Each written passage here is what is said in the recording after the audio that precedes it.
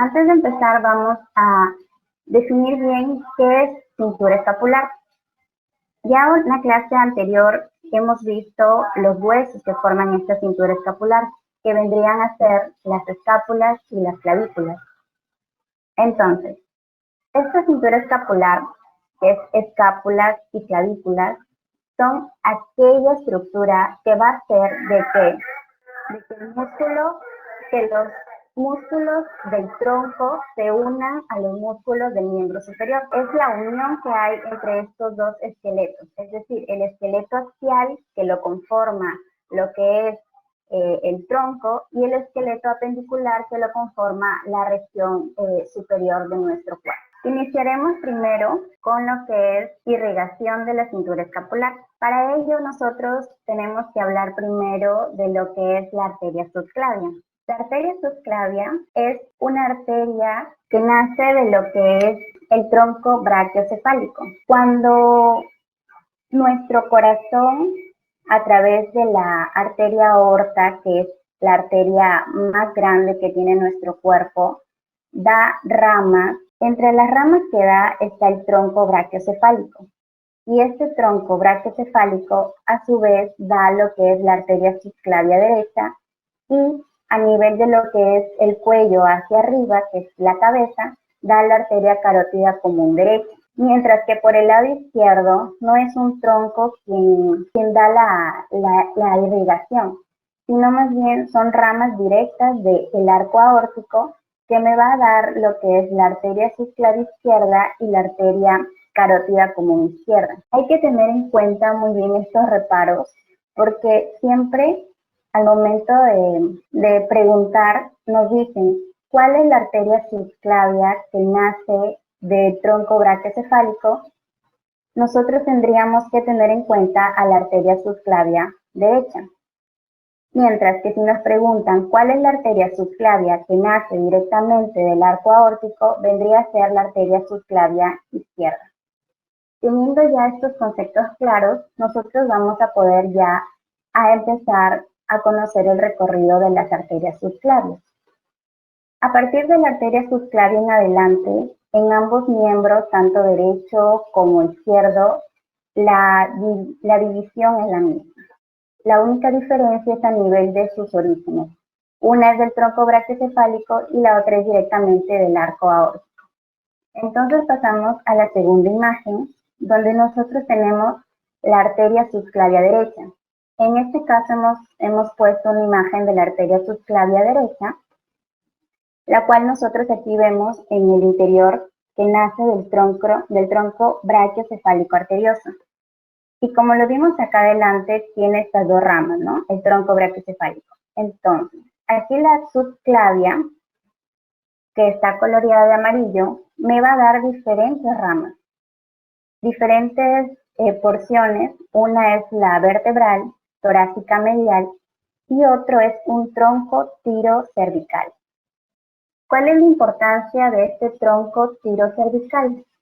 De que este tronco me va a dar 4 porciones. La tiroidea inferior, la cervical ascendente, la cervical transversa y la supraescapular. ¿Cuál de todas estas ramas del tronco tirocervical nos permite a nosotros complementar esta irrigación de la cintura escapular? Es la arteria supraescapular. Entonces nosotros continuamos en la porción de la subclavia y llega a un punto donde esta subclavia cambia de nombre y se continúa con lo que se llamaría ya la arteria axilar. Pero antes de este paso de lo que es de subclavia a arteria axilar, la subclavia da una última rama que es la dorsal de la escápula. Si se dan cuenta, las porciones subrayadas de amarillo son porciones muy importantes que nos van a permitir poder entender luego de dónde viene la irrigación de ciertos músculos. Entonces no perdamos en cuenta la supraescapular y la dorsal de la escápula. Aquí nosotros, en lo que es la supraescapular, vamos a jalar una rayita y vamos a decir que esta supraescapular va a irrigar a lo que son músculos infraespinoso, supraespinoso. ¿Ya? Y en lo que es la dorsal de la escápula, jalamos por aquí, va a irrigar lo que son los músculos de la parte dorsal de nuestro cuerpo, como su propio nombre lo dice, dorsal de la escápula. Y entonces, ¿quién está atrás de nuestro cuerpo? Está el músculo trapecio, el romboide y el elevador de la escápula. Ya. Infraespinoso. Y entonces continuamos. Ahora vamos ya, una vez que pasa de subclavia a axilar, vamos a tener que la axilar, que no es más que la continuación de la subclavia, va a originarse a partir de lo que es el borde lateral de la primera costilla. Este vendría a ser la primera costilla y si nos damos cuenta, a partir de aquí, nosotros estamos viendo el origen de la arteria axilar. ¿Y cuál es el fin? La bibliografía americana llama el fin como el borde inferior del pectoral menor, de este músculo que ustedes pueden ver. Estas dos estructuras nos permiten delimitar esta arteria axilar. Tenemos que la arteria axilar tiene 3 porciones. ¿Y quién es el que divide la arteria en 3 porciones? Obviamente los divide, es una división imaginaria, ¿no? Es en lo que es el pectoral menor. El pectoral menor, que es este musculito que ustedes pueden ver como forma triangular, que nace a nivel de lo que son las costillas y se une en lo que es el coracoides de la escápula. Este es el músculo que va a delimitar las 3 porciones de nuestra arteria axilar, teniendo así porción 1, porción 2 y porción 3. En la porción 1 van a nacer una rama. En la porción 2 van a ser 2 ramas de la arteria axilar. En la porción 2, perdón. En la porción 3 nacerán 3 ramas de la arteria axilar. ¿Qué más debemos tener en cuenta? Como lo mencioné, el músculo pectoral menor, debido a esta división imaginaria que hace de lo que es la arteria axilar, se le llama músculo satélite de la arteria axilar. Tenemos que la arteria axilar, su terminal vendría a ser la arteria braquial y sus colaterales son 6. La torácica superior, que nace de la primera porción, la toracoacromial y torácica lateral, que nacen de la segunda porción, y la subescapular, circunflejo humeral anterior y circunflejo humeral posterior, nacen de la tercera porción. Aquí nos vamos a detener para poder enfatizar bien cuáles son las arterias colaterales. Como les dije, cada porción da ramas de acuerdo a su número. Es decir, primera porción me da solo una rama que vendría a ser la torácica superior. Segunda porción me da 2 ramas que vendrían a ser la toracoacromial y la torácica lateral. Estas 2 son de la segunda porción de nuestra arteria axilar. La torácica superior es de la primera porción y estas 3 últimas que ven por acá vendrían a ser las 3 ramas de la tercera porción de nuestra arteria axilar. Continuamos. Entonces, nosotros debemos tener en cuenta 3 relaciones importantes de nuestra arteria axilar. Generalmente nos preguntan relaciones en lo que son nuestros exámenes de universidad, porque esto nos permite poder identificar estructuras anatómicas, ya sea para procedimientos quirúrgicos o ya sea para algún examen exploratorio. Entonces, nosotros tenemos, debido a las porciones, tenemos una porción que es la prepectoral, la retropectoral y la postpectoral. ¿Por qué se llama prepectoral? Porque esta porción que vemos por aquí está antes de lo que es el pectoral menor, ¿verdad? Dijimos que es el músculo satélite de la arteria axilar. Luego tenemos que la retropectoral, que vendría a ser la segunda porción, está por detrás del pectoral. No logran visualizar por encima del pectoral, sino más bien es el pectoral quien cubre a la arteria axilar en la segunda porción, o también llamada porción retropectoral. Luego nos continuamos con la tercera porción, que vendría a ser la postpectoral, porque está después de lo que es el pectoral. Entonces, ¿qué debemos tener en cuenta cuando nosotros abordamos a la arteria axilar en esta porción? Debemos tener en cuenta que de medial a lateral nosotros vamos a encontrar vena, luego vendría a ser la arteria y luego el nervio. Entonces, de medial a lateral, nosotros tenemos la sigla VAN, vena, arteria y nervio. Aquí tenemos vena, arteria y nervio. Esta relación nos sirve mucho al momento de un procedimiento quirúrgico, porque nosotros debemos tener en cuenta de que, por ejemplo, cuando queremos hacer algún procedimiento en la arteria, debemos ver de qué lado está nuestro nervio. Otro dato también que debemos tener es que no siempre nosotros vamos a visualizar con los colores que están azul para vena, rojo para arteria y amarillo para nervio, sino que a veces nosotros lo vemos como un solo color.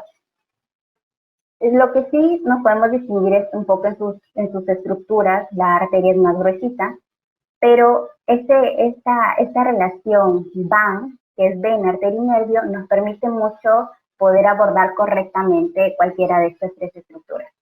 Pasamos a la siguiente porción, que es la retropectoral, que es donde la arteria axilar está por debajo del pectoral menor. Y ahí tenemos una relación muy, muy importante. ¿Por qué? Porque es en esta porción donde la arteria axilar va a dar el nombre a los fascículos del plexo braquial. ¿Qué quiere decir? Por ejemplo, nosotros aquí observamos nuestra arteria axilar, por aquí nosotros observamos un fascículo y como está lateral a la arteria, se le va a llamar fascículo lateral. Mientras que el de acá, ese fascículo nervioso del plexo braquial está medial a nuestra axilar, a nuestra arteria axilar, se le va a llamar fascículo medial. Pero hay un último fascículo de color azul que está posterior a nuestra arteria axilar, entonces le vamos a llamar el fascículo posterior. Esta relación es muy importante, también la vamos a ver cuando hablemos de plexo braquial. Y la última relación que podemos tener en cuenta es de que cuando ya la arteria está en la región postpectoral, el nervio mediano, que es la unión del fascículo medial con el fascículo, con la raíz lateral, forman nuestro nervio mediano, va a pasar superior a la arteria, anterior, ¿no? Entonces, estas tres relaciones son las más importantes de nuestra arteria axilar.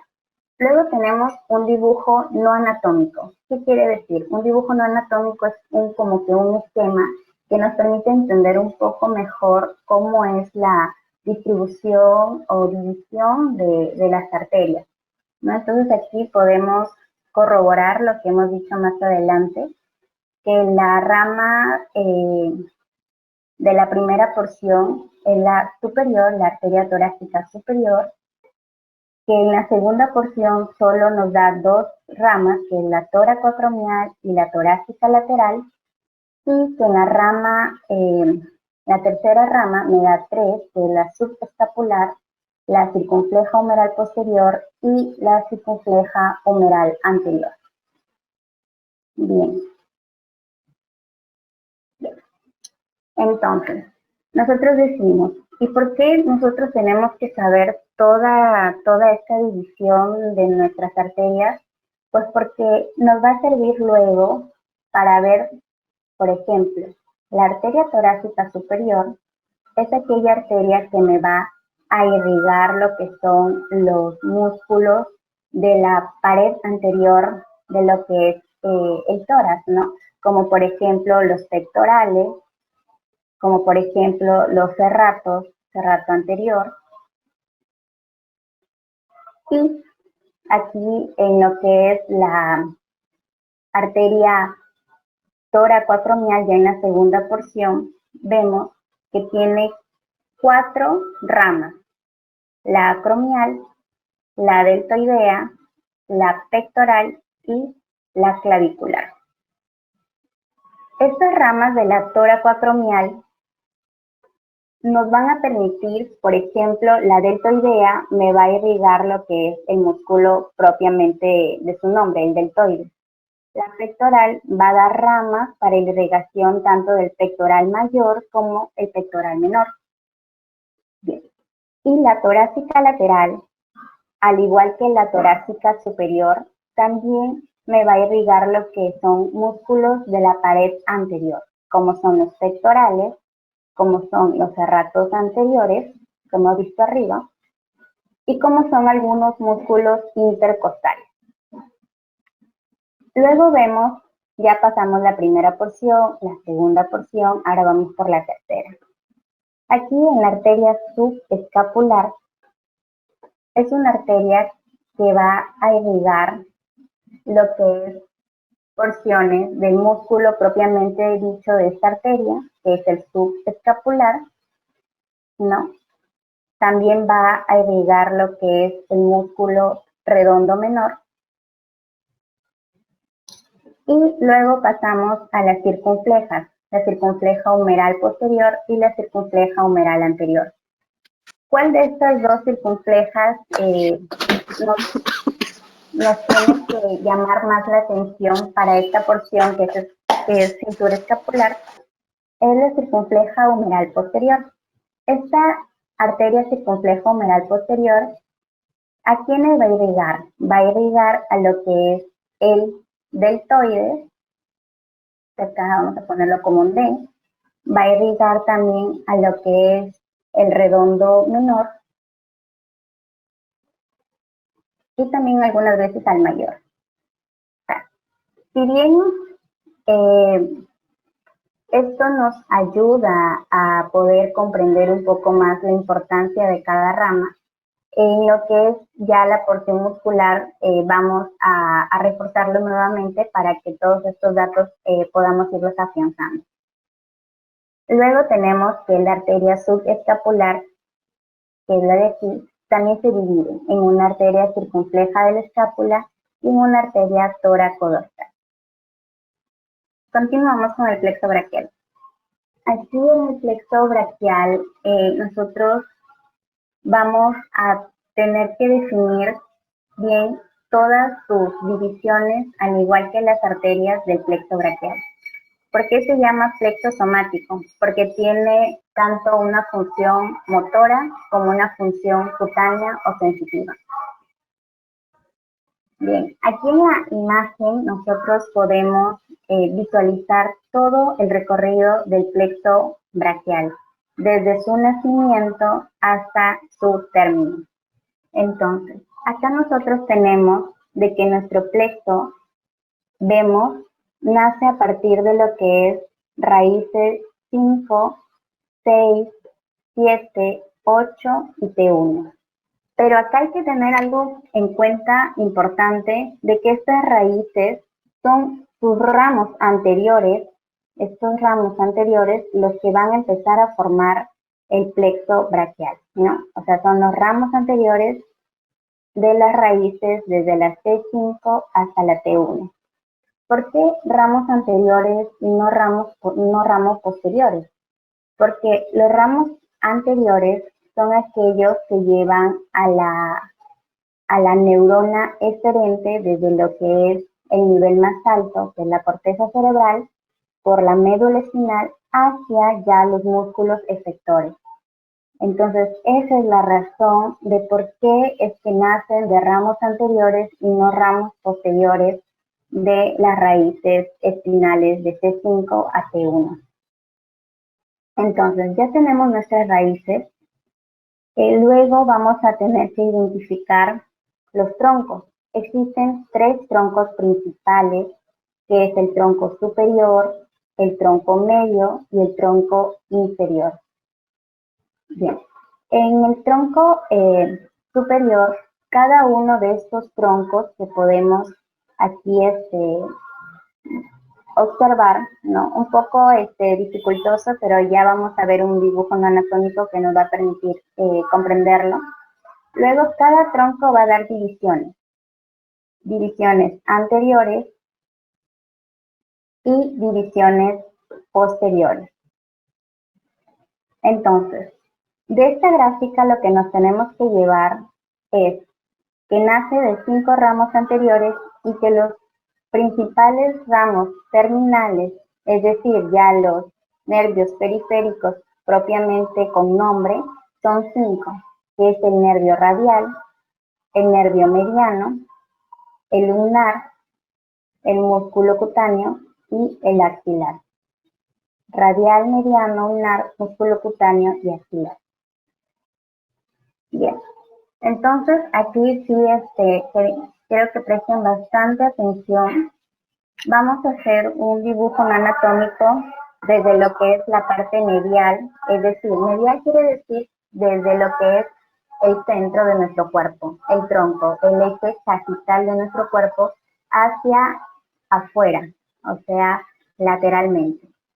Entonces, de medial a lateral tenemos raíces, aquí es troncos, disculpen, troncos, vamos a ponerle a T de troncos, divisiones y fascículos. En las raíces tenemos las C5, C6, C7, C8 y C1. Estas raíces nos van a permitir formar lo que son los troncos. La raíz anterior de C5 y la raíz anterior de C6 me forma el tronco superior. La raíz anterior de C8 y la raíz anterior de C1 me forman el tronco inferior. Mientras que la continuación de la raíz de C7 me forma el tronco medio. Bien. Cada tronco me va a dar divisiones. Me va a dar divisiones anteriores y divisiones posteriores.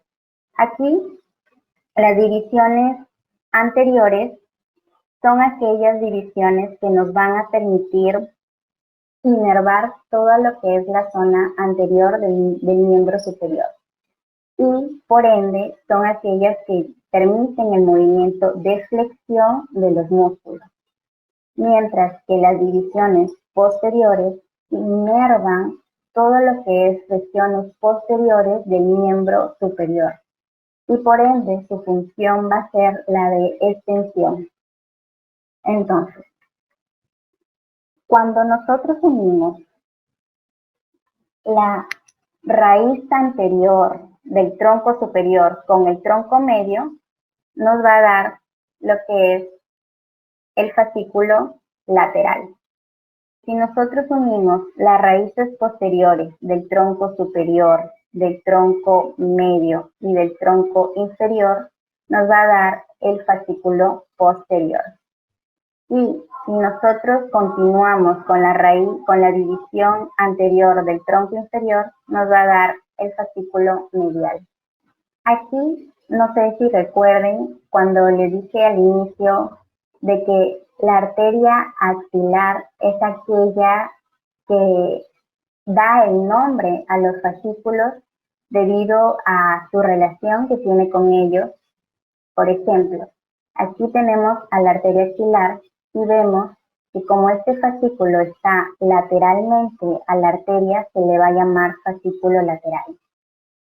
Luego vemos que el fascículo que se encuentra medialmente lo vamos a llamar fascículo medial.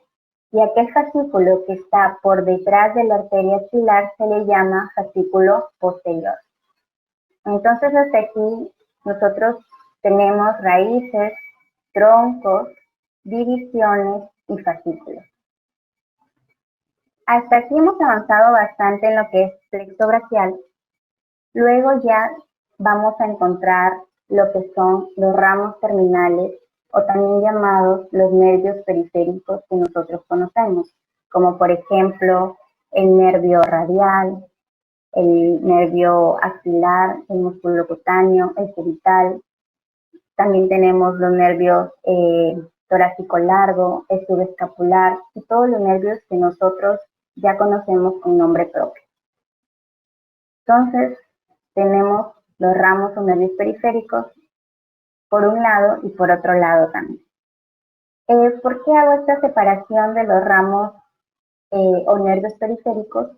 Porque a partir de los fascículos me van a generar ciertos ramos periféricos, pero las raíces y los troncos también me van a generar en algunas ocasiones nervios periféricos. ¿Qué quiero decir con esto? De que no es que solo de los fascículos nosotros vamos a obtener nervios periféricos, sino también podemos obtener de las raíces y de los troncos. Entonces nosotros tenemos los nervios que están apareciendo en pantalla, son los nervios que están inervando músculos de nuestra cintura escapular, como por ejemplo el nervio dorsal de la escápula, que nace de lo que es la raíz T5, el nervio torácico largo, se le dice largo por su gran longitud, que nace de T5, T6, T7 y recorre hacia lo que es la porción torácica. Luego tenemos el nervio subclavio, que nace del tronco, y el supraescapular, que nace del tronco superior. Entonces aquí podemos ver que nervios periféricos nacen tanto de la raíz, como son estos dos, y tanto del tronco, como son estos otros dos. Pero aquí en los fascículos son básicamente los nervios periféricos que ya se van a ir a las porciones del brazo, de la mano, del antebrazo. Entonces aquí tenemos una pequeña reseña de toda esta estructura del plexo braquial. Debemos tener en cuenta de que el plexo braquial no es más que una similitud como la de un árbol, donde tiene raíces, donde tiene sus troncos, sus diferentes divisiones y fascículos, como que se va abriendo conforme va pasando el trayecto, ¿no? Entonces acá podemos observar en esta leyenda cómo es que se va formando las diferentes estructuras, ¿no? Los troncos, los fascículos. Bien, aquí quiero dar énfasis porque es muy importante. Cuando nosotros queremos saber la función de los músculos que están en lo que es la región anterior, debemos estar casi seguros que su función es flexora, mientras que en la parte posterior los músculos tienen su función extensora. Bien, entonces ya hemos hablado de raíces, troncos, divisiones y fascículos. Ahora vamos a ver los nervios periféricos, que son los productos de todo este plexo braquial. Es una red nerviosa pero maravillosa que nos permite inervar y darle la función a nuestros músculos del miembro superior. Aquí en el título dice supraclaviculares. Quiere decir que son aquellos nervios que se originaron antes de que el plexo braquial pase a la clavícula, supraclaviculares. Y por ende, como son nervios periféricos que se formaron en la porción superior, entonces su origen vendría a ser de las raíces y de los troncos. Como por ejemplo tenemos el dorsal de la escápula, que ya lo vimos en la anterior diapositiva, que es este, ¿no? El dorsal de la escápula. Tenemos el nervio torácico largo, y acá está el torácico largo, el supraescapular y el subclavio, que son los 4 nervios periféricos que han nacido de esta región superior del plexo braquial.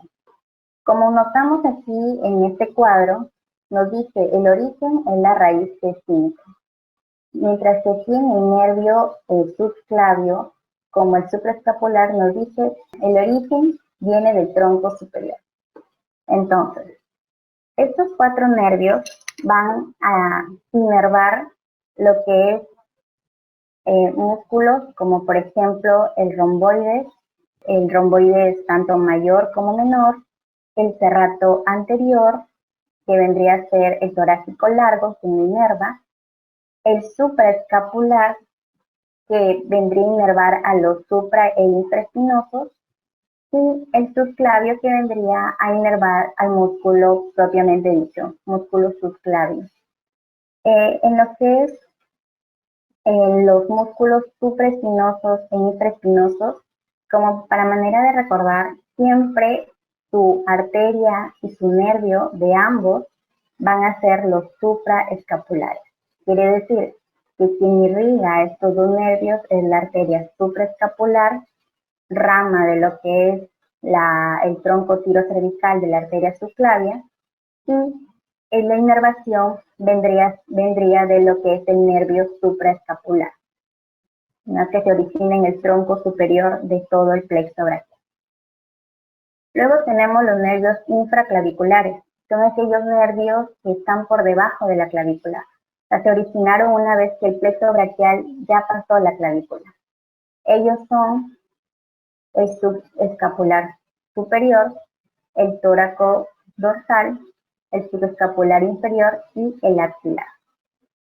Debemos conocer que los fascículos, por ejemplo, el fascículo lateral me va a dar 3 nervios periféricos, el fascículo medial 5 nervios periféricos y el fascículo posterior 5 nervios periféricos. Pero todos estos nervios que dan los fascículos son infraclaviculares, es decir, de la porción inferior del plexo braquial. Bien, aquí nosotros tenemos el dibujo ya completo. Vemos que, por ejemplo, para formar el nervio mediano, que está aquí, se necesita tanto del fascículo medial como del fascículo lateral. Cuando se dice 5 es porque se ha tomado por separado, es decir, se ha tomado de que tanto fascículo lateral me da el mediano y también fascículo medial me da el mediano. En esta contabilización de nervios periféricos que da cada fascículo. Bien, hasta aquí ya hemos conocido las principales arterias y los principales nervios que están involucrados en nuestra cintura escapular. Ahora va a venir la parte ya de conocer en sí los movimientos que tiene toda esta estructura de cintura escapular. Los movimientos que, por ejemplo, nos da la articulación del hombro son de rotación lateral, es decir, llevar el brazo hacia afuera, de rotación medial, llevar el brazo hacia adentro, de abducción, quiere decir de llevar el miembro inferior lejos de lo que es el tronco, o sea, lejos, y aducción es llevarlo de regreso, cerca al tronco. Tenemos de flexión y de extensión por este lado. Cada una de estas funciones, si se dan cuenta, tiene su origen, ¿no? Por ejemplo, los músculos, aquí nada más por hacer una ejemplificación, los músculos extensores, su inervación vendría a ser de C6 a C8, y así con cada uno. Nosotros, cuando conocemos el plexo braquial, debemos tener en cuenta algo muy importante, es de que sus lesiones del plexo son muy frecuentes. Generalmente cuando hay traumatismo de lo que es cabeza, de lo que es columna vertebral, ¿no?, o de lo que es porciones de la axila, donde de repente por un procedimiento quirúrgico hubo un daño por ahí en el nervio. Y también cuando, por ejemplo, en lo que es el parto, también el bebé puede sufrir unas lesiones del plexo braquial. Bien, como hemos visto, si nuestro plexo tiene diferentes porciones, entonces también van a haber lesiones para estas diversas porciones. Empezamos por lesiones de la raíz. En las lesiones de la raíz tenemos, por ejemplo, esos dos gráficos, que es cuando una persona aumenta excesivamente el ángulo entre lo que es la cabeza y el tórax. Vemos aquí que nuestro amigo se cayó de la moto y cuando uno se cae generalmente lo primero que choca con el suelo es nuestro hombro. Aquí podemos ver su hombro izquierdo chocando, pero sin embargo la cabeza y el cuello todavía siguen en movimiento. Entonces ese movimiento hacia atrás hace que haya un aumento del ángulo entre lo que es cabeza y hombro. Entonces acá en esta región, que es una región superior, van a lesionar raíces principalmente, que son las raíces superiores, que es la C5 y la C6. Como también vemos en este otro gráfico, es lo mismo, hay un aumento excesivo entre el ángulo de la cabeza del niño que va a nacer y de su ombligo, ¿no? Hay una hiperextensión entre ambos y esto hace de que haya lesiones en las raíces C5 y C6. Luego vemos también lesiones en el tronco superior.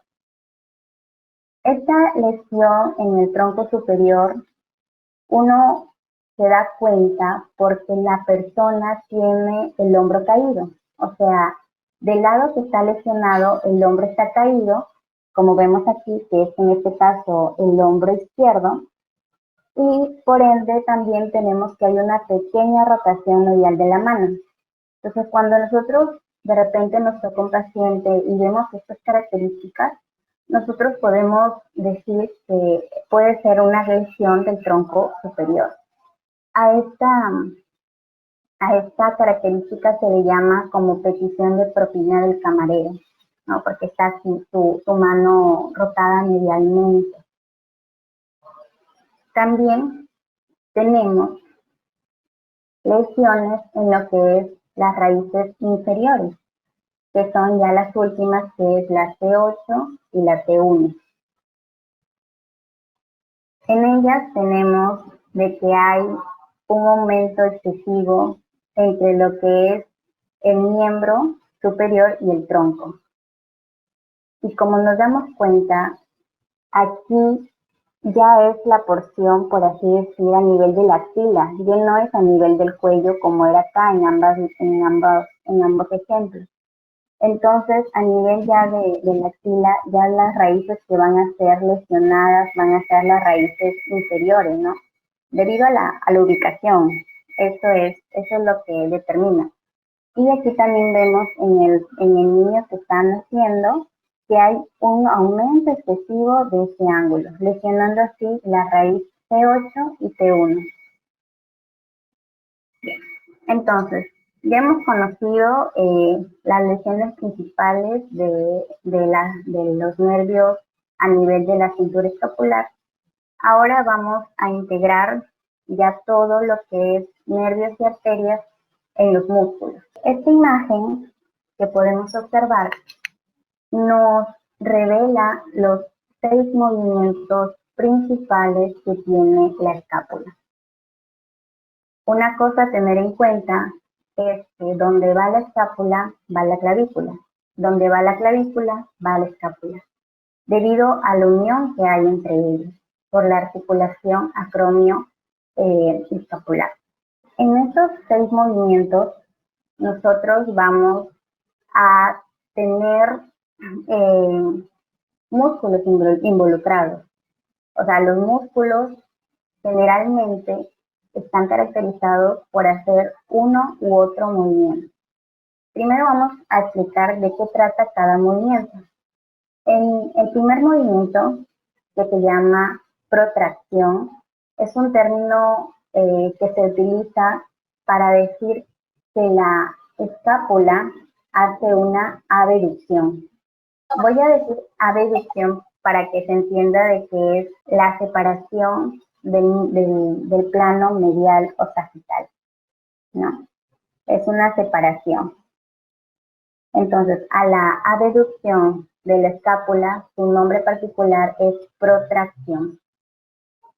Luego tenemos como opuesto el movimiento de la retracción, que no es más que la aducción de la escápula, que quiere decir que viene de lo lateral a lo medial, no de aquí hacia acá, como indica la flecha, mientras que la de acá va de medial a lateral. Ahora vemos la elevación de la escápula y como puesto la depresión de esta escápula. Una rotación hacia arriba de la escápula y rotación hacia abajo de la escápula. Bien. En la protracción, nuestras escápulas se encuentran así, como vemos en la figura superior, que se están separando de la línea media, protracción o abducción de las escápulas. En lo que es la elevación, vemos que el ángulo inferior de las escápulas, que es este y este, suben, ¿no? El ángulo inferior aquí sube. Ya no se va a palpar en donde normalmente se palpa, sino en una región superior o en una longitud superior a eso. Luego tenemos lo que es la rotación hacia arriba, que en lo que es escápula se llama campaneo externo, donde no solo va a haber una rotación, sino que esa rotación va a hacer que las escápulas se tornen en esta posición, y que lo que es la cavidad glenoidea, no sé si logran ver que es esta porción de aquí que estoy indicando, suba. Mientras que en la rotación hacia abajo, la cavidad glenoidea, a ver, esto, ya, aquí, la rotación hacia abajo, la cavidad glenoidea más bien va a bajar, ¿no? Inferiormente. Aquí en la depresión, ya el ángulo inferior de la escápula ya no va a estar arriba, sino más bien va a estar más abajo de lo normal. Y, bueno, esto ya lo explicamos. Ya. Entonces, teniendo en cuenta estos 6 movimientos, protracción, elevación, rotación, depresión, rotación hacia arriba y rotación hacia abajo, nos va a permitir hablar ya sobre los músculos. Entonces, nosotros en lo que es región escapular y del hombro tenemos 2 grandes grupos de músculos. Ellos son los axioapendiculares y los músculos escápulo-humerales. Axioapendiculares quiere decir que estos músculos van a unir lo que es el esqueleto axial de nuestro cuerpo con el esqueleto apendicular de nuestro cuerpo.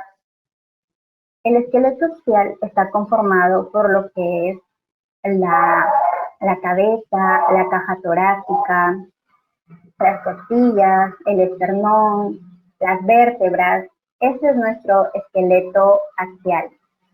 Mientras que el apendicular son los huesos que forman los miembros superiores y miembros inferiores, conjuntamente con sus diferentes cinturas, la cintura escapular y la cintura pélvica. ¿Ya? Entonces, si nosotros queremos saber qué es lo que une a cada esqueleto al otro, o sea, qué porción une el esqueleto axial al esqueleto apendicular, en el caso del miembro superior, es la cintura escapular. Y en el caso del miembro inferior, lo que une al axial con el apendicular es la cintura pélvica. Luego tenemos los músculos escápulo-humerales. Su propio nombre lo dice, son músculos que están en relación con la escápula y el húmero que es el hueso, ¿no? Entonces, en la división de los ascioapendiculares tenemos, de acuerdo a su profundidad superficial, intermedio y profundo. Superficial, el trapecio. Es un músculo que puede ser palpado por nosotros al momento de examinar a un paciente. Intermedio quiere decir que ya está en un plano más profundo que el trapecio, que son los romboides y el elevador de la escápula. Y profundo ya es un plano donde no podemos tener acceso con maniobras sencillas, ¿no? Generalmente se tiene que sacar los músculos que están por encima de ellos para recién observarlos, que son el pectoral menor, el serrato anterior y el subclavio. Luego tenemos por el lado de los escápulo-humerales, tenemos el deltoides, el redondo mayor, el pectoral mayor y el manguito de los rotadores. No debemos perder en cuenta sus nombres porque eso nos va a permitir conocer cada una de sus inserciones. Por ejemplo, ¿por qué el deltoide se llama escápulo humeral? Porque tiene tanto una inserción en lo que es la cintura escapular y otra en lo que es el hueso del húmero. Y así con cada uno de estos músculos. Esta división que ven en pantalla es la división según lo que es la bibliografía de Latarjet, que me pareció muy apropiada como para poder conocer la función de cada músculo a continuación. Entonces, vemos aquí en esta tabla los diferentes movimientos de la escápula con los músculos que ejercen estos movimientos. Por ejemplo, el que me permite elevar la escápula son el trapecio, el elevador de la escápula y el romboide. En lo que respecta al trapecio, es el único músculo que no es inervado por lo que es ramos del plexo braquial, sino viene a ser inervado por el 11º nervio craneal. El elevador de la escápula y el romboide son inervados por el dorsal de la escápula. Luego tenemos el otro movimiento de la escápula, quienes también están ahí ejerciendo esta función son el trapecio, el pectoral mayor, el dorsal ancho, el serrato anterior, y cada uno en la siguiente columna con sus nervios. Esto se nos puede dificultar porque lo vamos a tener que memorizar, pero no siempre es así. O sea, si bien nos va a servir, pero hay una forma que nos va a permitir como que identificar y sacar qué función hace cada músculo, que lo vamos a ver a continuación. Entonces, para nunca olvidarnos las funciones de los músculos, vamos a poner el ejemplo del trapecio. Primero, si nosotros queremos conocer qué función hace un músculo determinado, primero debemos localizar en qué parte de la anatomía de nuestro cuerpo está. Si está en la parte anterior, si está en la parte posterior, si está en la parte lateral, si está en la parte medial, si está en la cabeza, si está en los brazos, en las piernas, en los pies, etc. En este caso, hemos escogido el trapecio. Localizamos que el trapecio está en el dorso del escápula. Entonces, una vez localizado, nosotros vamos ya a separarlo, ¿no? Y vamos a ver sus diferentes inserciones. Aquí, por ejemplo, vemos que el trapecio es un músculo como que asemeja a un cuadrilátero, a un trapezoide, ¿no? Específicamente, un trapezoide asimétrico al unir ambas porciones, la porción del lado derecho y la porción del lado izquierdo. Entonces nosotros tenemos que el trapecio tiene tanto inserciones a nivel de lo que es el ligamento nucal, tiene inserciones a nivel de lo que es la cintura escapular y también tiene inserciones a nivel de lo que es la columna vertebral. O sea, tiene 3 porciones donde se inserta nuestro trapecio. Entonces, aquí en el trapecio vamos a identificar las 3 porciones. Por ejemplo, la porción superior, la porción media y la porción inferior del trapecio. Cuando nosotros hablamos de inserciones, debemos diferenciar 2 cosas: origen e inserción. El origen es el lugar donde el músculo se inserta al esqueleto axial. Y la inserción es el lugar donde se inserta al esqueleto apendicular. ¿Por qué? Porque nosotros debemos tener en cuenta que la dirección del músculo al momento de contraerse va a ir desde su inserción hacia su origen. Entonces aquí el origen del trapecio viene a ser el ligamento nucal, mientras que la inserción viene a ser lo que es a nivel de la cintura escapular, el acromio. Entonces vamos a ver que va de la inserción a su origen. Origen se refiere a nivel del esqueleto axial, inserción en cualquier porción del esqueleto apendicular. Entonces, cuando este músculo trapecio se contrae, la fuerza va a ir en esa dirección, pero sabemos que se puede descomponer si tenemos una fuerza que va hacia arriba y una fuerza que va hacia lo que es medial. Entonces aquí identificamos que la porción superior de nuestro trapecio tiene la función de elevar la escápula y de retraerla, ¿no? De retraerla. Elevación de la escápula y retracción o aducción de la escápula, ¿no? Aquí podemos ver la elevación y la aducción. Así como en este ejemplo podemos hacer los diferentes músculos.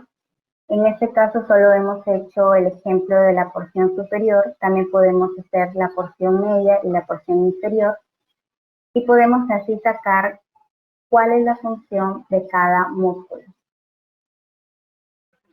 Ahora, ya hablando sobre ya el trapecio en sí, tenemos que va a estar inervado, como les dije, por el nervio craneal 11, que es el nervio accesorio, es el único que recibe inervación de nervios craneales. Va a estar irrigado por la arteria dorsal de la escápula y su origen va a ser a nivel del ligamento nucal, que está aquí, y a nivel de lo que es las apófisis espinosas de la columna vertebral, que son estas. En las apófisis espinosas tenemos que van desde T7 a T2. Aquí vemos el ligamento nucal, por aquí vamos a contarlas.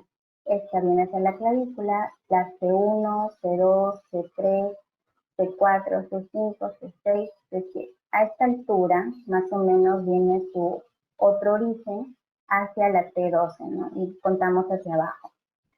C8, C1, C2, C3, C4, C5, C6, C7, C8, C9, C10, C11, C12.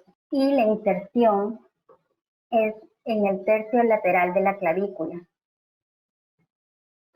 ¿no? Aquí tenemos la escápula con su espina de la escápula, que es la porción o la estructura que me dice que estamos en la parte posterior y por delante está la clavícula. Entonces, el trapecio se va a insertar en la porción lateral, o sea, más o menos por aquí. Esta es una vista posterior. En una vista lateral podemos apreciar de esta forma el trapecio, que es básicamente la porción posterior de nuestro cuello, de la forma. Entonces tenemos sus tres porciones. Su porción superior, que es esta. ¿Por qué se dice descendente? Porque si vemos las fibras van en dirección descendente. Si logran verificar, por eso se le llama la porción superior descendente. Mientras que a la porción inferior, que es esta, se le llama ascendente, porque las fibras van hacia arriba, van de inferior a lateral. Y la porción media, bueno, las fibras son muy menores, o sea, son pocas, que van en su misma dirección. Entonces, nosotros analizamos en la diapositiva anterior el movimiento del trapecio, que es elevación de la escápula, ¿no? Cuando se descompuso sus fuerzas, vimos que va a ser elevación y retracción de la escápula. Y en el caso de la porción inferior, su función va a estar en lo que es descender más bien la escápula. Cuando ambas porciones, tanto ascendente o inferior y superior o descendente, actúan juntas, van a rotar esta cavidad glenoidea superiormente, o sea, de aquí hacia acá, superiormente. ¿Qué importancia tiene saber identificar el trapecio? Mucha.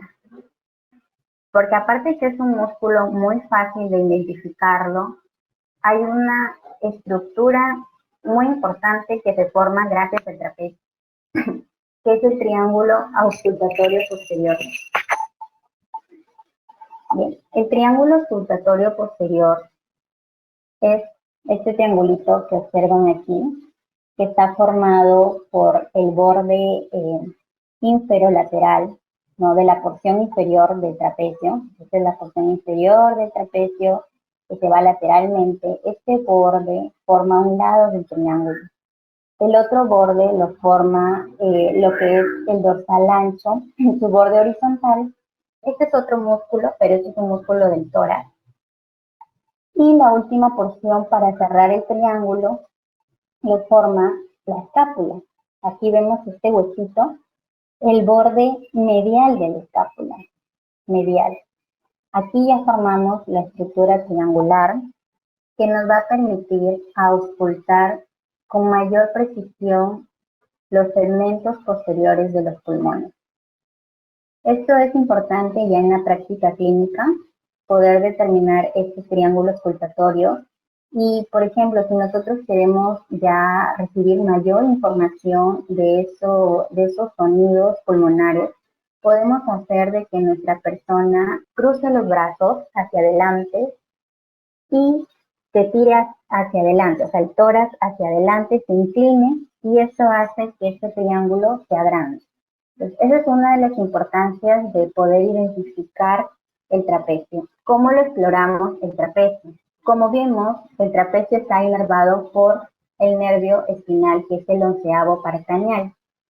Y como sus funciones son elevar la escápula, descender la escápula, entonces nosotros tenemos que explorar esa función. Tenemos que decirle al paciente, eleve con todas sus fuerzas sus hombros, o sea, tire hacia adelante sus hombros, como vemos en la figura, mientras que el examinador hace una resistencia.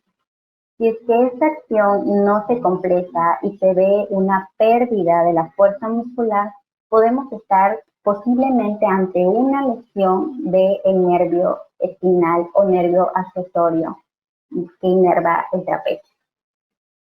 Por eso es importante. Entonces, porque lo normal sería que la persona pueda encoger los hombros y no tener ninguna dificultad. Ahora que ya sabemos explorar qué cosas o cuáles son las causas que lesionan al trapecio y por ende al nervio que lo inerva, entonces uno es el famoso latigazo cervical. Cuando una persona está en un accidente, como vemos en la imagen, choca, la reacción de nuestro cuerpo es tirar primero el cuerpo hacia atrás y luego, por ende, o sea, como la fuerza fue hacia atrás, hay una fuerza que contrarresta esto y que tira hacia adelante. Esta gran hiperextensión por un lado y luego hiperflexión hace que lesionen este nervio onceavo o nervio accessorio. Y esto hace que por ende también se lesione o pierda su función el trapecio. Hay muchos casos de esto donde las personas han sufrido accidente y se han lesionado grandes nervios del cuerpo. Algunas otras causas que pueden lesionar al trapecio, porque lesionan al onceavo, son los tumores, biopsias y algunos procedimientos quirúrgicos. Vamos por los romboides. Los músculos romboides hacen alusión por su forma, ¿no? Romboides. Tenemos el menor, que es este chiquitito, y el mayor. Generalmente no hay mucha distinción entre ambos. A veces algunos autores lo consideran como uno solo. Aquí vemos que el nervio que se encarga de inervar esta región es el dorsal del escápulo. Si se dan cuenta, el nervio dorsal de la escápula hace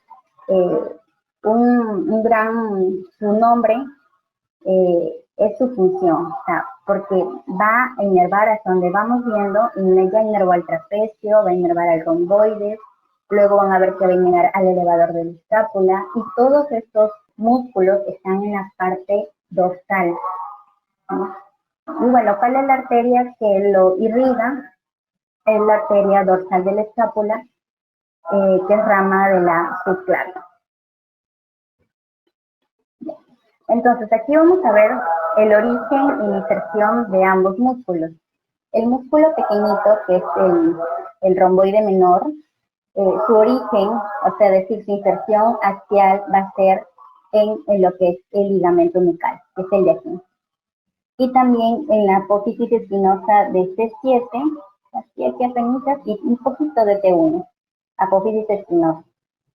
Y entonces, estos van a llegar hacia la escápula, en lo que es el extremo medial de la escápula, porque todo esto es el extremo medial de la escápula, y todo el de acá, por acá, es el nervio, el borde lateral de la escápula.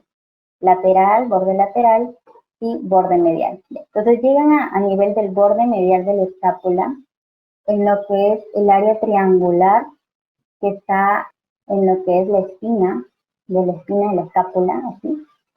Y el otro romboide mayor tiene mayor longitud, pero es más finito, va desde las apófisis espinosas de T2 a T5 y llegan en todo el contorno del borde medial del escápula. ¿Cuál es la función de estos músculos? Van a retraer la escápula, la van a retraer hacia acá, retracción, llevarla de lateral a medial, y también la van a fijar a la escápula lo que es la pared torácica.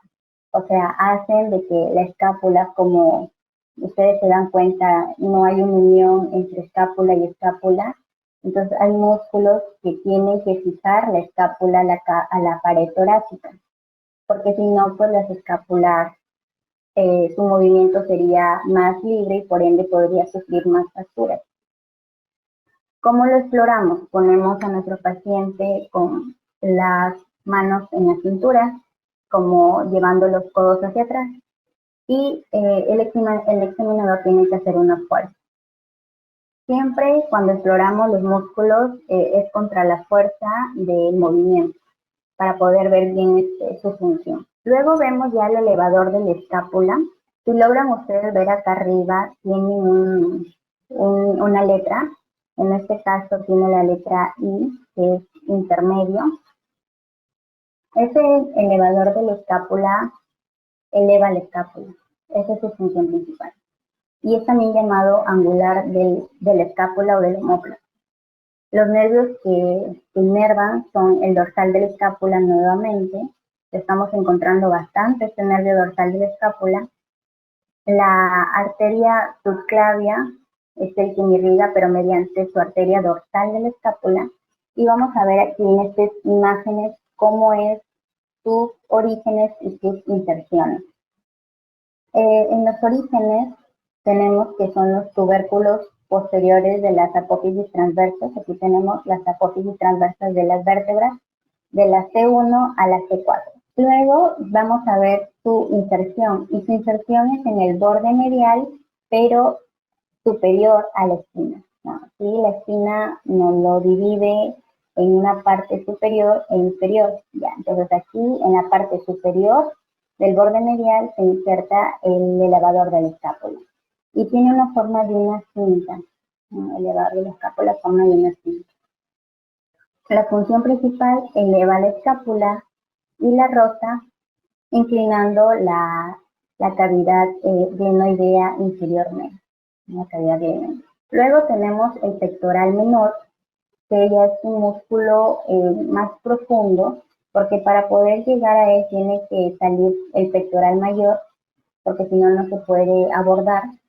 El pectoral menor, su origen, es decir, su inserción en el esqueleto axial, es en las costillas, en la tercera a quinta costilla, cerca de los cartílagos, ¿no? Hay algunas variaciones, a veces se dice entre el espacio intercostal de 3 a 5, otros entre 3 a 5 de la costilla, y su inserción ya en el esqueleto axioapendicular viene a ser en lo que es el proceso coracoides de la escápula. Recuerden en la clase de huesos el proceso coracoides, que estoy donde estoy señalando, se asemeja a un dedo doblado que señala hacia lo que es el hombro. Entonces, en este dedito doblado, que es el coracoides, se inserta nuestro pectoral menor. Y su origen es en la costilla 3 a 5. ¿Quién es lo inerva? El pectoral medial y la arteria tóraco-acromial. Recuerdan que la arteria tóraco-acromial, que nace de la segunda porción de la arteria esquilar, tiene 4 ramas, la tóraco-acromial, 4 ramas.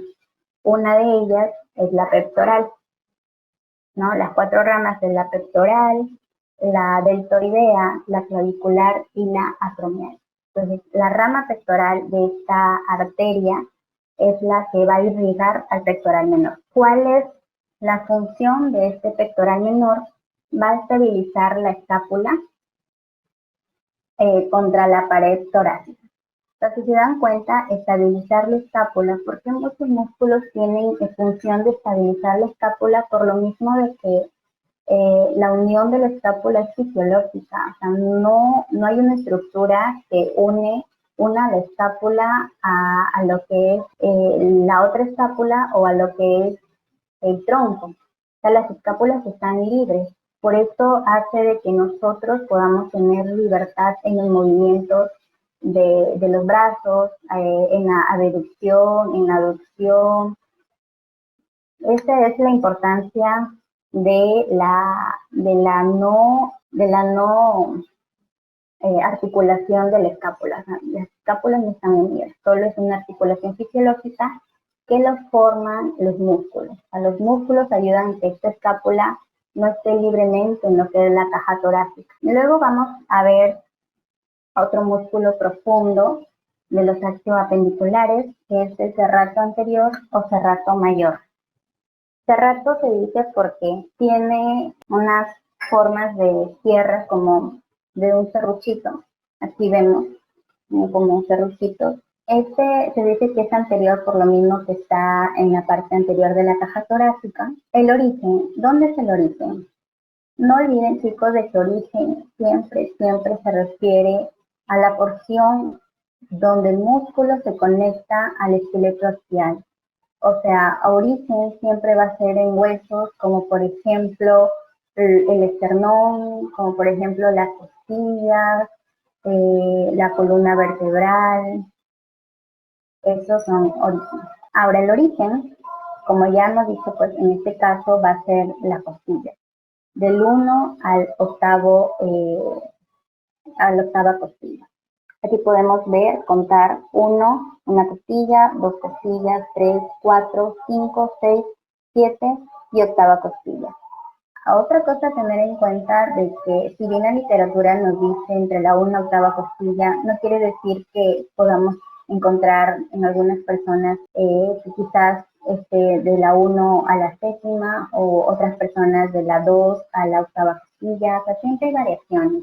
Hay variaciones tanto para las inserciones de los músculos, hay variaciones tanto para las ramas de las arterias, hay variaciones en lo que son las ramas de los nervios, hay variaciones en todo, pero lo que a nosotros se nos enseña es lo que generalmente es común, ¿no? Lo que es común. Bien, entonces ya vimos su origen. Su origen son en las costillas, la primera a la octava, y la inserción del serrato anterior va a ser en la cara anterior del borde medial de la escápula. ¿No? La cara anterior de la escápula es la cara que está mirando a la caja torácica y en el borde medial. ¿Cuál es la función de este serrato? Va a protraer la escápula. Decimos que protracción es abducción, o sea, llevar hacia afuera la escápula, hacia afuera. Y también rota la escápula.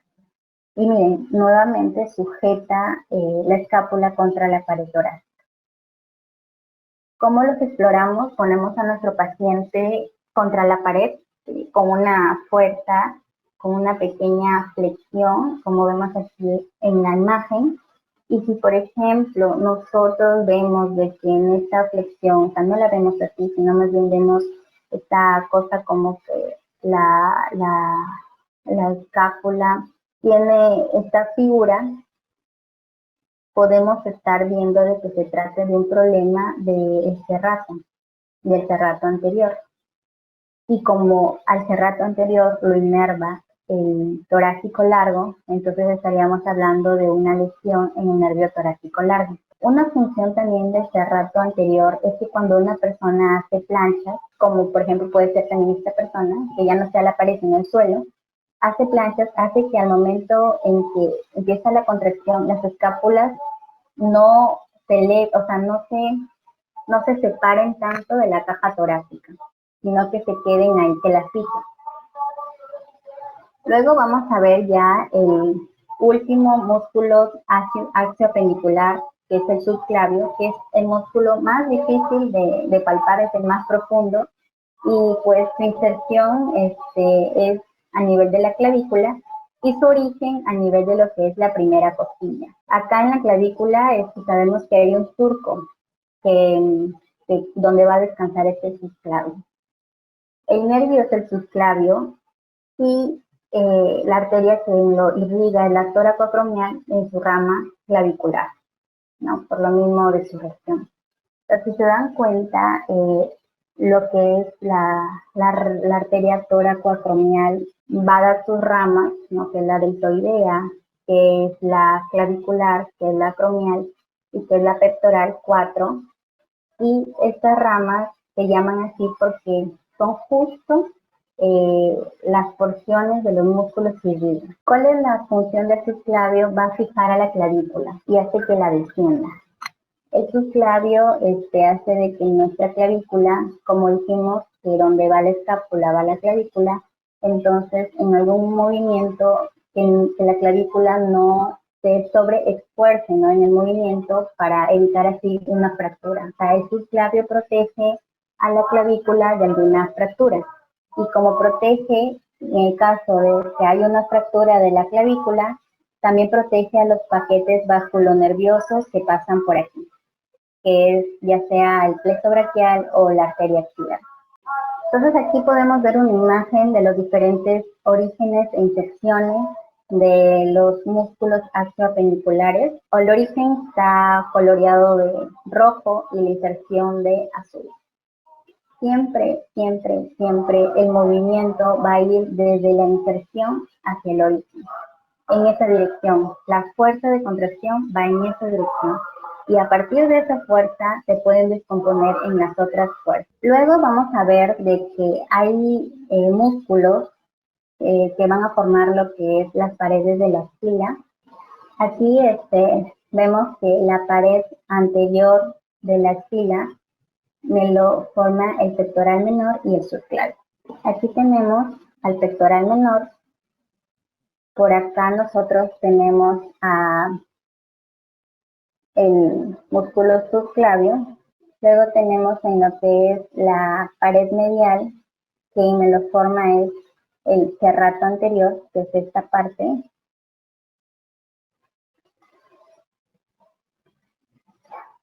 Y la pared posterior, el dorsal ancho, aunque este músculo pertenezca a la región del tórax, no tanto a la de la cintura escapular.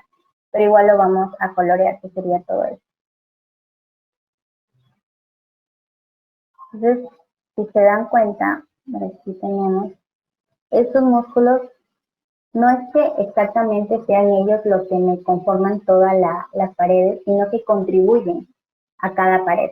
Está claro que en la pared anterior hay otras estructuras, pero el pectoral menor y el subclavio contribuyen a esa pared. En la pared medial, el serrato anterior contribuye. Bien, luego tenemos los músculos escapulohumerales, que es la segunda división de los músculos según la Target.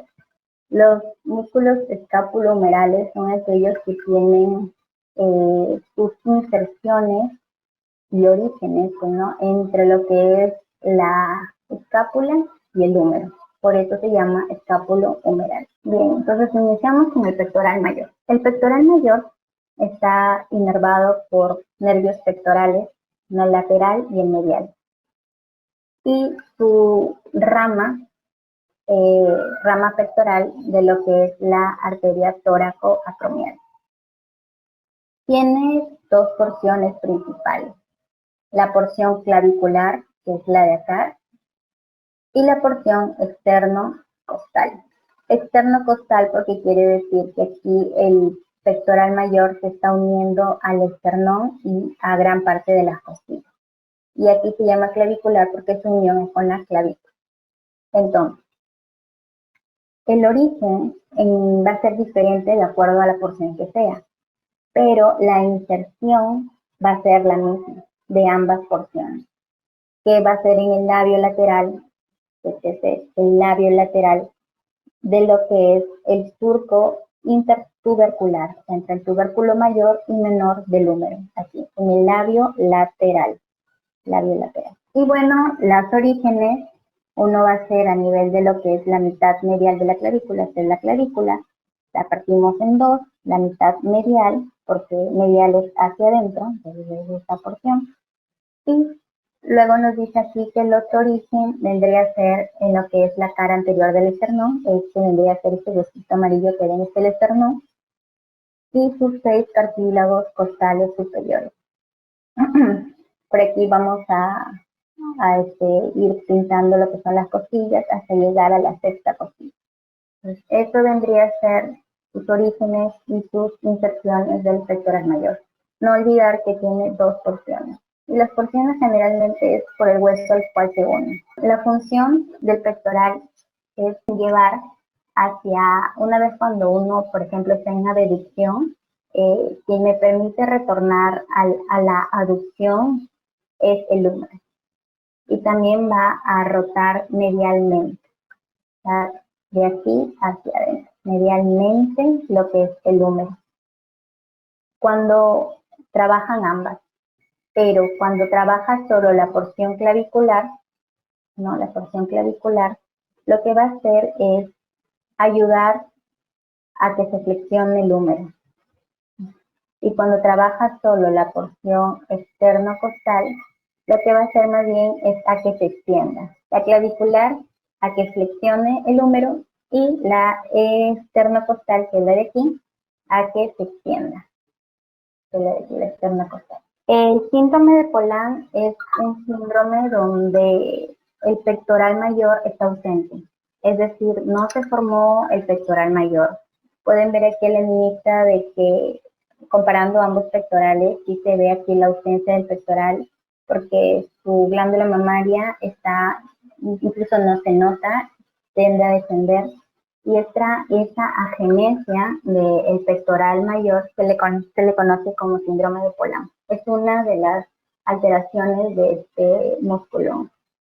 Viene luego el deltoides, ¿no? El deltoides es el segundo músculo escápulo humeral. Es un músculo superficial, es el que da la forma redondeada al hombro y se llama deltoides porque se asemeja a una letra delta. La letra delta es así, ¿ya? Pero es a una letra delta invertida, porque lo normal de la letra delta es así, pues, ¿no? Así.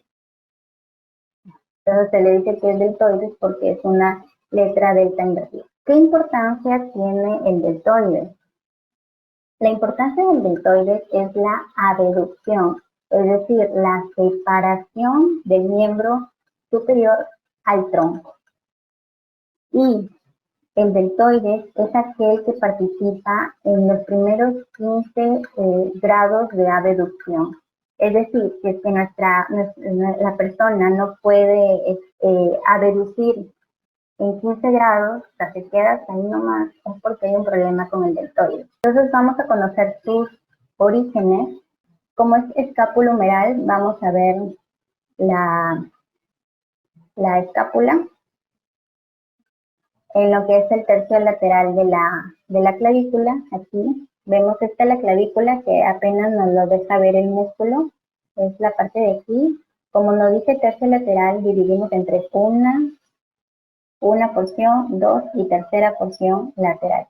Entonces aquí es donde el origen de lo que es la porción clavicular del deltoides. Y llega a lo que es la tuberosidad deltoidea del húmero, si se ve, ¿no? Mejor aquí es la tuberosidad deltoidea del húmero.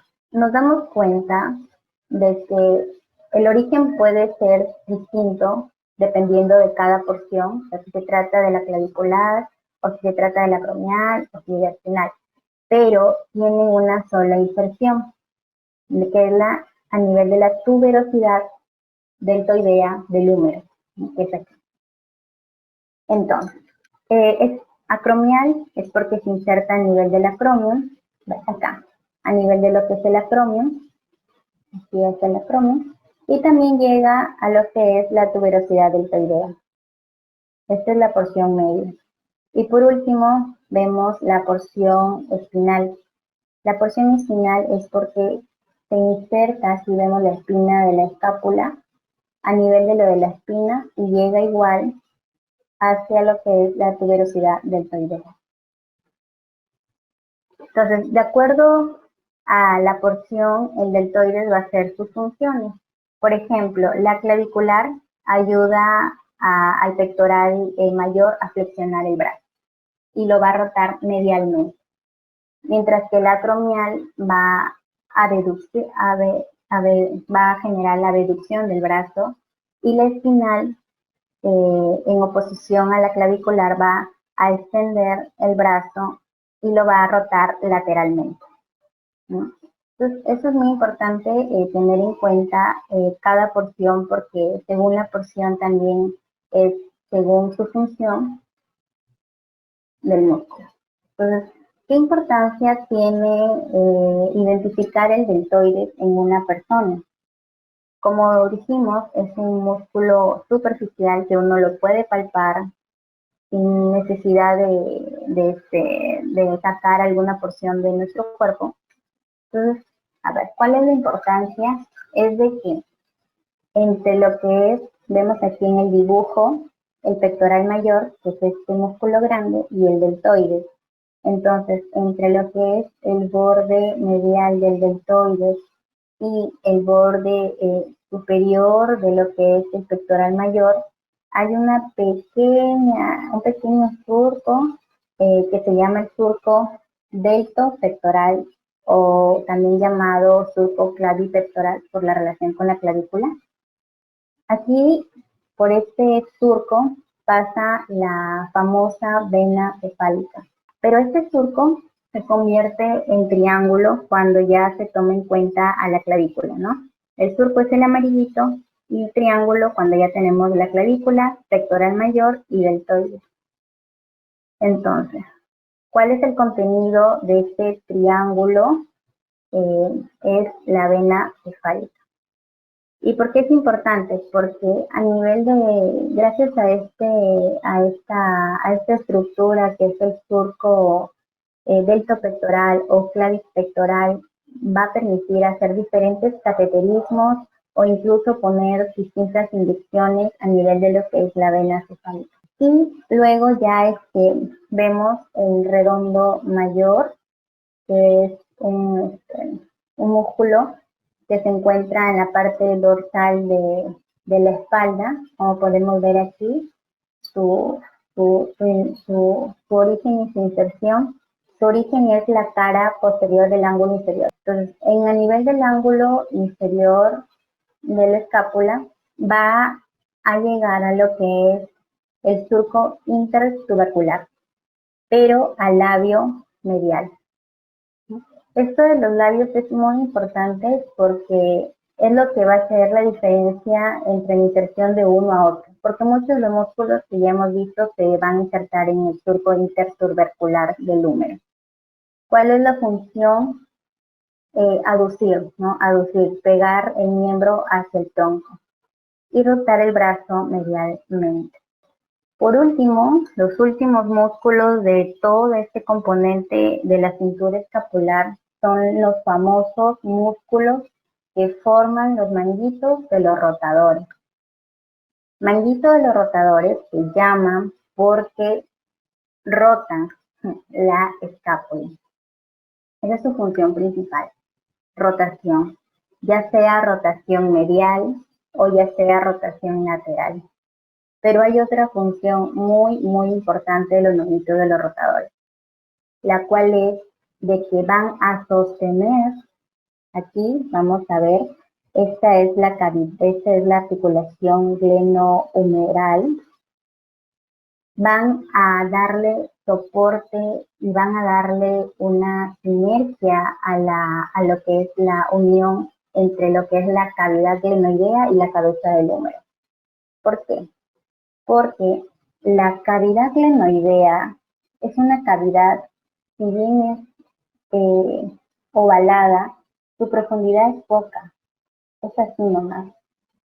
Mientras que la cabeza del húmero, esta vendría a ser la profundidad de la cavidad glenoidea, y la cabeza del húmero es mucho más grande que esa cavidad glenoidea. Entonces uno dice, no encaja, pues no, y uno pensaría que sí, pero ¿qué es lo que ayuda a que haya una fijación entre estas dos? Son pues los manguitos de los rotadores. Dan esa estabilidad a la articulación glenohumeral, aparte de lo que es la rotación del brazo medial o lateral. Entonces vamos a identificar cuáles son estos famosos 4 músculos del manguito de los rotadores. Tenemos como número 1 el supraespinoso. El supraespinoso se le llama así, ¿por qué? Porque está por encima de la espina, supraespinoso. Aquí lo vemos mejor, aquí sí lo vemos mejor, más bonito. Esta es la espina y la espina va a dividir en 2 fosas, la fosa superior y la fosa inferior. La fosa inferior es más deprimida, más hundidita. Entonces, ya tenemos el supraespinoso y como hay un supra, también hay un infra. Van 2, ¿no? Van 2, porque este es el mismo. Ya, nos faltan 2 más. El otro músculo de los manguitos de los rotadores es el redondo menor. Y el último músculo de los manguitos de los rotadores es el que está ya no en la porción posterior, porque miren, si se dan cuenta, estos 3 músculos están en la parte posterior de la escápula. El cuarto último que nos falta, el cuarto músculo, el que nos falta para completar todos estos 4, están en la parte anterior de la escápula, ¿no? Y está en esta fosa subescapular, que es con su mismo nombre, subescapular. Esta fosa subescapular es la que está en contacto con la parrilla costal y es esta la que nosotros no podemos entrar directamente, con una difícil, es imposible incluso. En cambio en este caso estos son más visibles, ¿no? Y palpables también. Entonces, vamos a ver sus orígenes e inserciones de estos 4 músculos del manguito de los rotadores. Bien, los orígenes son bien fáciles, como por ejemplo el supraespinoso en la fosa supraespinosa, el infraespinoso en la fosa infraespinosa, el subescapular en la fosa subescapular. Y bueno, el redondo menor en la porción media del borde lateral del escápulo. ¿Cómo es eso? Ya, porción media. Porción media nos vamos, primero nos vamos al borde lateral. ¿Cuál es el borde lateral? El borde lateral es este, el borde lateral de la escápula, y este es el borde medial. Ya. Entonces nos dicen que es en la porción media del borde lateral de la escápula. Ya, pues vamos a dividirlo en 1, 2, 3. Esta es la porción media. Aquí es el origen del redondo menor. Y bueno, las inserciones ahora. Ya vimos sus orígenes de cada uno, ¿no? El origen está pintado en rojo y la inserción en azul. Ya, vamos primero por el supraespinoso. Aquí tenemos el supraespinoso, su origen. ¿Y cuál es su inserción? La carilla, el tubérculo mayor del húmero. Ya, tubérculo mayor del húmero. Este es el tubérculo mayor y ese es el tubérculo menor. Ya, el supraespinoso en el tubérculo mayor del húmero. Luego vemos que casi la mayoría está en el tubérculo mayor del húmero y tubérculo mayor del húmero. ¿Cuál es la diferencia que hace? Es la carilla. Unos están en la carilla superior, otros en la media y otros en la inferior. Esta es la carilla superior, carilla media, y a la carilla media y la carilla inferior, el redondo menor. Ahora, estos 3 primeros es en el tubérculo mayor y el último, que es el subescapular, es en el tubérculo menor del húmero. ¿Cuál es la función de estos músculos? Como son de los manguitos los rotadores, rotar la escápula, lateral o medialmente. Y bien, ¿cuál es la inervación y la irrigación de estos músculos? Bien, la inervación viene por el nervio para el supra y para el infraespinoso el supraescapular y para el redondo menor el nervio axilar. Para el músculo subescapular vienen los nervios subescapulares. La irrigación, como les dije, el supraespinoso y infraespinoso tienen inervación e irrigación con la misma palabra, quiere decir supraescapular, ¿no? Aquí también tenemos arteria supraescapular y arteria subescapular. El redondo menor recibe irrigación de la arteria circunfleja humeral posterior, que es rama de la tercera porción de la arteria axilar.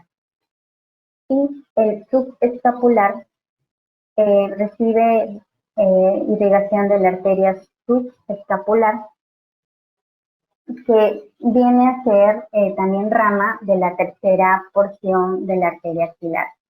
La arteria supraescapular, para recordar, es una rama que viene del tronco tíroco-cervical de la arteria subclavia. O sea, a diferencia de estos dos últimos, su arteria principal es la subclavia, o sea, de donde derivan. Y estos dos últimos de acá son la axilar. Bien, la función de estos músculos, aparte, bueno, la rotación que ya hemos estado mencionando, hay un dato muy importante que tienen que tener en cuenta, es de que el supraespinoso, es el que va a ayudar al deltoides en los primeros 15 grados de abducción. Como dijimos, una manera de explorar al deltoides es haciendo que el paciente abduzca en 15 grados. Entonces, si es que no puede, el supraespinoso también puede estar lesionado, porque este es como que su ayudante del deltoides en los primeros 15 grados.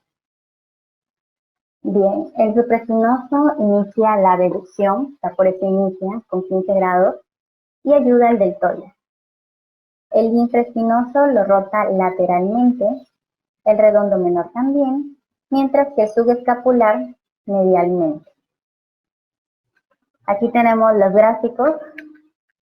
Abducción es llevar el miembro lejos del tórax y aducción es llevarlo cerca al tórax.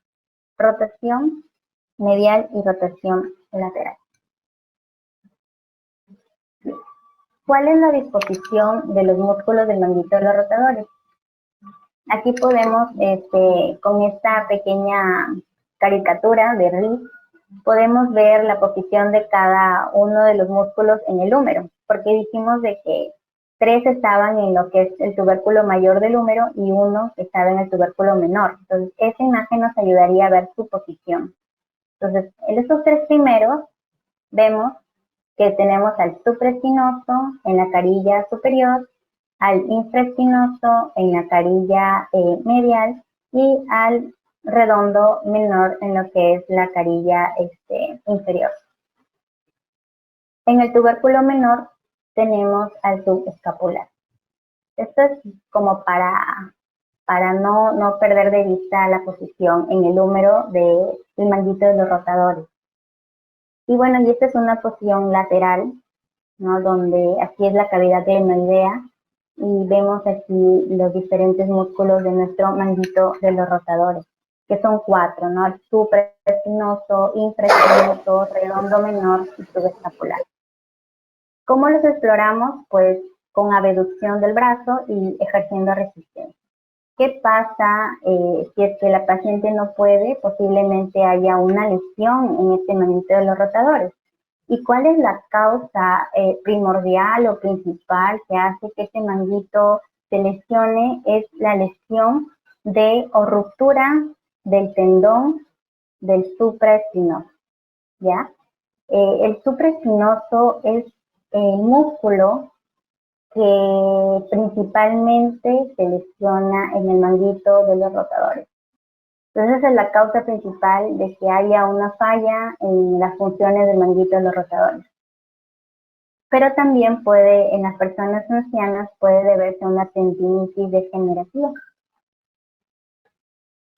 Bien, y ya para terminar, tenemos lo que es la anatomía de la superficie de lo que es la región deltoidea y pectoral. ¿Qué quiere decir anatomía de superficie? Quiere decir que son regiones que pueden ser visibles y palpables, ¿no? de nuestro cuerpo. Esas son anatomía de superficie. Por ejemplo, una anatomía de superficie muy importante en lo que es la región pectoral viene a ser la incisura yugular. Esta es una estructura muy importante para diferentes procedimientos o identificación de músculos, que no es más que la unión entre lo que es la extremidad external de cada clavícula y aquí una pequeña depresión. Pero en relación a los músculos, tenemos que en esta posición que nuestro paciente está en abducción, porque quiere decir que está lejos del miembro inferior del tórax, aquí, por ejemplo, podemos visualizar en esta posición diferentes músculos. El principal es los pectorales, ¿no? El pectoral mayor es todo este y también porciones de nuestro deltoides, ¿no? La porción clavicular del deltoides, la que está cerca a la clavícula, y la porción medial del deltoides. Los músculos que se van a observar y palpar en esta posición va a ser el pectoral mayor y el deltoides. Luego aquí tenemos anatomía de superficie de la escápula. Quiere decir que son porciones que también se nos va a hacer fácil palpar. Por ejemplo, según bibliografía se dice que la esquina de la escápula es muy fácil su palpación. También la del ángulo inferior de la escápula. y la del borde medial cuando el paciente está en retracción de la escápula. ¿No? Está así la escápula y ahí se forman unos pliegues y ahí se palpa este borde medial. Entonces, en lo que es la parte dorsal, en abducción, se pueden visualizar diferentes músculos. El principal, miren ustedes, es el trapecio, en toda su longitud, pero no solo el trapecio. En sus tres porciones, su porción superior, su porción media y su porción inferior. También podemos visualizar los romboides. Aunque los romboides es más difícil, solo se pueden visualizar con alguna maniobra, porque los romboides están inferiormente a lo que es el trapecio, ¿no? Que van así los romboides, pero son inferiores al trapecio. Y otro músculo que también nos permite ver esta posición es el dorsal ancho, que es este. Pero bueno, es un músculo que no hemos tratado. Algunos sí lo consideran como parte de los músculos de la espina, de la cintura escapular, otros solo lo consideran como parte del tórax. Y bueno, y aquí en la porción posterior está el famoso triángulo de auscultación que nos permite auscultar los bordes, los segmentos inferiores de los lóbulos de los pulmones. Bien, y esto ha sido todo, chicos. Muchísimas gracias.